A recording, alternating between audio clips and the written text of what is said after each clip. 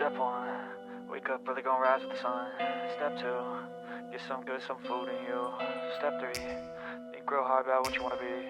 Step four, everybody just do your thing. Wake up, today's gonna be a good day. Wake up, today's gonna be a good day. Wake up, today's gonna be a good day. Wake up, today's gonna be a good day. Wake up, today's gonna be a good day. Wake up, today's gonna be a good day. Wake up, today's gonna be a good day. Wake up, today's gonna be a good day. Yo. Set your affirmations, aspirations. I got shit to do, the aftermath of preparation. Good food, good mood, blood in circulation. One step at a time, yeah, that's how you make it. Set a goal you control and the steps you take them. I try to pick one thought, have some concentration. And if I make a mistake, it's called education. I try to do this every day, call it replication. Wake up, today's gonna be a good day. Wake up, today's gonna be a good day. Wake up, today's gonna be a good day. Wake up, today's gonna be a good day. Wake up, today's gonna be a good day. Wake up, today's gonna be a good day. Wake up, today's gonna be a good day. Wake up, today's gonna be a good day. So life ain't easy, yo, I think there's a reason though. Ups and downs, just like every different season, yo. Sometimes I'm high, other times I'm barely breathing, though. You always gotta fight and hide from the demons, yo. Negative thoughts are poison, they rot. Head full of flies, so here come the clouds. They'll never stop unless I can swap all the bad for the good in my head when I'm lost. Yeah, so I'ma fake it till I make it. Positive thoughts are overtaken, I got patience. One day at a time is how you operate a cadence. A flow, you grow, you show yourself.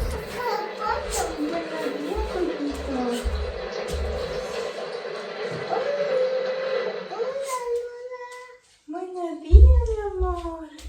¿Cómo dormiste? Voy a prender la luz. Oh. ¿Cómo dormiste, cielo? ¿Dormiste bien?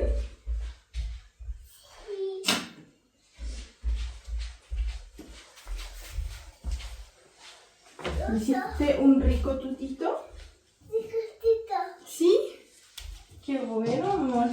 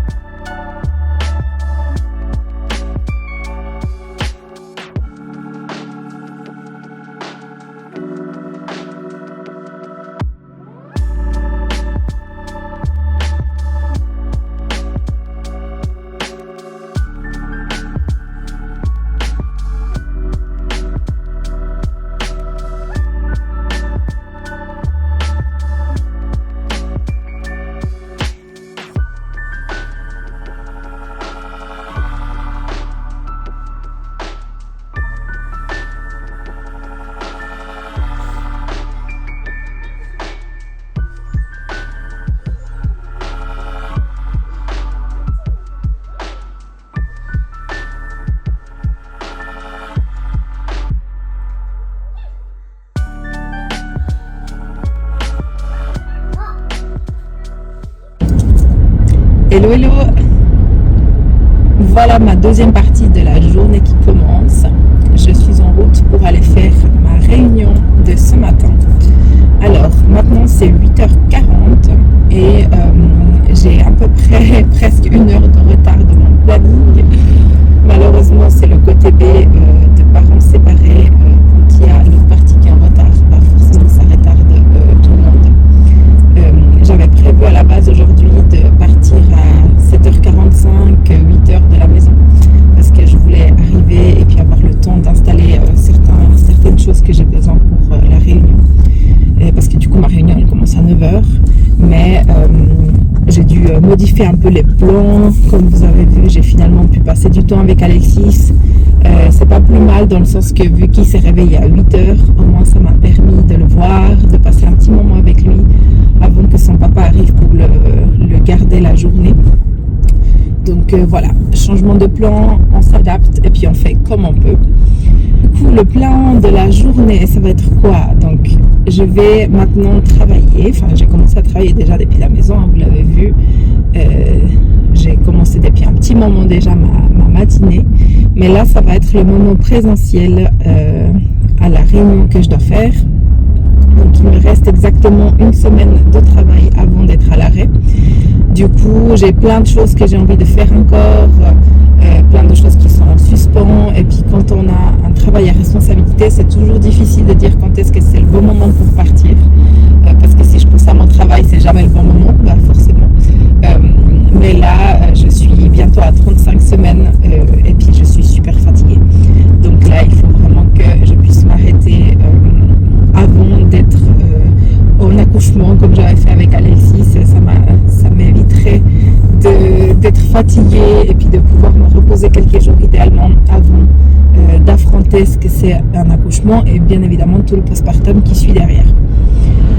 Du coup, voilà, mon but de la journée aujourd'hui, ça va être de faire cette réunion le matin et puis travailler encore sur place. Et puis, à midi, je vais aller rejoindre chez ma maman mon fils avec son papa qui seront arrivés après leur activité du matin. Et puis comme ça, je vais le voir un petit moment, peut-être qu'il va vouloir téter parce que ce matin, j'ai pas eu le temps de lui proposer. Il demande de moins en moins, je dois dire, et moi ça m'arrange parce que je suis fatiguée de l'allaiter actuellement. Il y a des jours où il tète une fois, des jours où il tète 3-4, mais actuellement on est plutôt sur des jours où il tète une fois, voire deux. Donc c'est quand même cool parce que là je vais enchaîner un autre allaitement, donc j'ai pas envie qu'il tète trop souvent non plus. Même si en soi je ne suis pas contre le co-allaitement, mais c'est clair que c'est épuisant. Du coup, je vais le voir à midi et puis après, cet après-midi, on a la préparation à la maison de naissance, la préparation à l'accouchement. Ça, c'est quelque chose que j'ai pas encore raconté. Mon but à l'accouchement, c'est d'être, déjà de permettre au papa de mon fils d'être là, parce que je trouve que l'accouchement, en plus d'être un moment à moi, c'est un moment aussi de famille. Et puis, c'est pas parce que des parents se séparent que la famille n'existe plus. Donc, pour moi, c'est vraiment super important que tout le monde puisse être là. Du coup, le papa de mon fils sera là à l'accouchement. Mais par contre, cette fois-ci, j'ai fait une demande pour avoir une doula. Donc, j'aurai une doula avec moi à l'accouchement. Ça sera du tout nouveau pour moi aussi parce que vous avez vu à l'ancien accouchement, j'avais pas de doula. Et le but, c'est que la doula puisse m'accompagner moi et le papa, si on le sent, les deux, qu'ils puissent accompagner aussi, mais forcément, il n'y a plus cette intimité de couple qu'il pouvait y avoir dans la première grossesse et le premier accouchement. Alors, j'ai eu envie d'avoir cette doula pour vraiment être sûre que je vais me sentir bien et puis que je vais me sentir accompagnée pendant l'accouchement. Bien évidemment, les sages-femmes de la maison de naissance, elles m'accompagnent super bien, mais forcément, s'il y a d'autres accouchements en même temps, elles auront moins le temps de rester avec moi tout le long. Et puis la doula aussi, elle peut avoir un accompagnement bien plus large. D'ailleurs, c'est ce qu'elle va faire. Elle va me faire un accompagnement prépartum et postpartum. Et forcément, ça va être un accompagnement encore plus élargi que ce que les sages-femmes peuvent m'offrir en maison de naissance. Donc, ça sera une découverte pour moi. Je vais peut-être vous faire une vidéo si ça vous intéresse de savoir quel accompagnement j'ai eu avec ma doula, comment ça s'est passé et comment ça fonctionne. Parce que moi, personnellement, je connaissais la doula, mais pas à 100% comment ça fonctionne. Donc voilà, du coup, cet après-midi, le but, c'est d'aller à la maison de naissance et de se préparer à cet accouchement. Donc là, il y aura seulement la sage-femme de la maison de naissance qui nous prépare, et puis le papa de mon fils et moi, pour pouvoir peut-être revoir un petit peu les positions, les techniques de respiration, revoir un petit peu les phases de l'accouchement, faire un petit refresh de ce qu'on connaît déjà. Mais se poser un après-midi pour parler de ça, ça fait pas du mal. Et puis après, on a le contrôle directement. Du coup, je suis à 34 semaines et 5 jours. ça sera l'avant-dernier contrôle. Après, il y aura le contrôle de la 37e. Et puis après, à voir, ça dépend de quand est-ce que j'accouche, s'il y aura encore des contrôles ou pas. Donc voilà le plan de la journée. Et puis après ça, je sais pas. Je sais pas encore, c'est trop loin. Donc je sais déjà pour l'après-midi, ça va être ça. Et puis la soirée, j'en ai strictement aucune idée. Donc on va voir qu'est-ce que ça donne. Alors voilà. J'ai un intrus dans mon lit. Comme vous pouvez le voir, il est en train de téter. En rentrant à la maison en fin de journée, j'étais beaucoup trop fatiguée. Du coup, j'ai fait une petite sieste pendant que le papa de mon fils et lui jouaient au salon. Et puis maintenant, 19h30, je vais rapidement faire un petit repas pour Alexis. Pour moi, j'avais encore les restes de lentilles de la veille. Pendant que je cuisine, Alexis, il prend son bain. Et du coup, après, c'est le moment de lui mettre le pyjama et venir souper ensemble.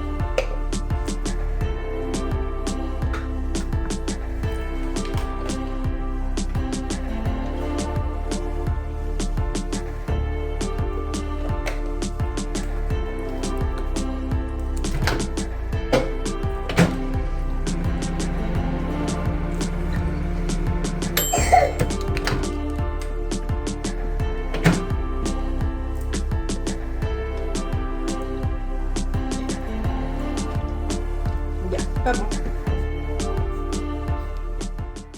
Hello, c'est moi, la maca de pratiquement 1h du matin. Alors, qu'est-ce qui s'est passé après la routine de nuit d'Alexis? Donc, on a été lire le conte, et puis après le conte, je reste couchée avec lui dans son lit, donc je me mets à côté, et puis lui, il s'endort. Sauf que dans tout ça, c'était plus ou moins 9h. Oui, je pense qu'on est rentré dans sa chambre vers 9h. Donc ça fait quand même pas mal tard par rapport à d'habitude. D'habitude, je vais dans la chambre au plus tard à 8h. Donc là, on avait 1 heure de décalage dans sa routine. Et puis, le temps que lui, il s'endorme, souvent, je m'endors avec. Donc souvent, je m'endors moi avant lui. Et aujourd'hui, ça n'a pas été différent. Donc moi, dans ma tête, je voulais finir la cuisine. Je voulais faire les sacs parce que demain, j'ai prévu d'aller à la piscine avec lui parce qu'on est le week-end. Enfin bref, je voulais avancer plein de choses. Et puis, je me suis réveillée à 11h30. Donc j'ai dormi pratiquement 2 heures, je pense, avec lui dans son lit. Et puis, je me suis éclipsée de sa chambre. Et puis, en sortant, j'étais à moitié motivée pour commencer les choses de la maison. Mais après, je me suis dit, à 11h30 du soir, on va pas refaire la vie. On va pas avoir une maison rangée. Alors, je suis venue dans ma chambre. Et puis, par contre, ça m'a motivée de éditer une des prochaines vidéos. J'ai filmé il y a pas longtemps, c'était un peu moins d'une semaine, le changement que j'ai fait dans la chambre d'Alexis. Alors là, ça a été l'envie de éditer cette vidéo. Et du coup, depuis 11h30, là, ça fait bientôt 1h30, puisque c'est 1h du matin. J'édite la vidéo, donc j'ai déjà fait pas mal. J'avais 2h30 de vidéo entre tous les clips que j'avais filmés. Et c'est un changement qui m'a pris toute une journée. Donc déjà les clips, je n'avais pas beaucoup avec 2h30 puisque ça m'a pris à la base toute la journée. Mais en plus, je devais en fait tous les éditer et les couper et faire des caméras rapides, etc. Parce que personne va vouloir regarder une vidéo de 2h30. Hein. Et puis là, je suis à 41 minutes de vidéo. Et je dois encore éditer toute la fin de la vidéo. Donc voilà, on aura une vidéo de 20-25 minutes sur le changement dans sa chambre et cette vidéo elle viendra bientôt sur la chaîne. Alors voilà ce que j'ai fait de ma fin de journée. J'ai pas l'habitude de faire des vlogs, du coup forcément j'ai oublié 1000 choses que j'ai fait dans la journée que j'ai pas du tout filmé. Mais voilà, c'est déjà une première pour moi et puis on essaye de faire au mieux pour que vous vous rendiez compte de comment je m'organise dans la journée. Que les mamans d'enfants en bas âge se reconnaîtront. On peut pas vraiment s'organiser comme on le souhaite. Souvent c'est on improvise avec ce qu'on a. Et puis on a des choses en tête, mais après c'est tout le temps l'adaptation. Les enfants c'est imprévisible, donc forcément ça marche jamais comme on voudrait de base. Avant de finir cette vidéo, j'aimerais quand même vous faire un petit tour de chez moi, parce que je sais qu'en tant que maman, souvent on se dit « Oh mon Dieu, je suis la seule à aller me coucher avec la cuisine en bordel total, etc. » Et puis je pense que c'est important qu'on voie aussi que pas tout est parfait, et ce qu'on peut voir sur les réseaux sociaux de maisons hyper bien rangées, hyper épurées, etc. Bah c'est pas la réalité en fait. Ça c'est seulement ce qu'on veut montrer. Forcément on n'a pas envie de montrer sa maison pas rangée. Moi ce que je dis c'est ce qu'on voit sur les réseaux sociaux, c'est comme si on invite quelqu'un à la maison. Forcément on va ranger exprès parce qu'on veut pas montrer le bordel. Mais moi ce soir j'ai envie de vous montrer l'état de chez moi avant d'aller dormir, et voilà, ça va pas m'enlever mon plaisir d'aller dormir maintenant et puis me réveiller demain matin. Ça sera une prochaine journée, on fera avec. La vaisselle peut attendre demain matin, et puis comme ça, maintenant je vais me coucher, et puis demain, ça sera faire la vaisselle, faire le sac de la piscine, prendre le petit-déj et partir à la piscine avec le petit. Bon, le salon est plus ou moins potable. Il y a la lessive qui traîne là-bas au fond depuis hier que je dois plier, mais voilà, c'est plus ou moins potable. À part ça, on en parle de ces magnifiques roses que j'ai achetées au Lidl. Elles sont incroyables, elles sont trop belles. Ça fait 3 jours qu'elles sont là, elles sont encore super belles. Je suis super fan. Donc voilà, le salon c'est encore potable.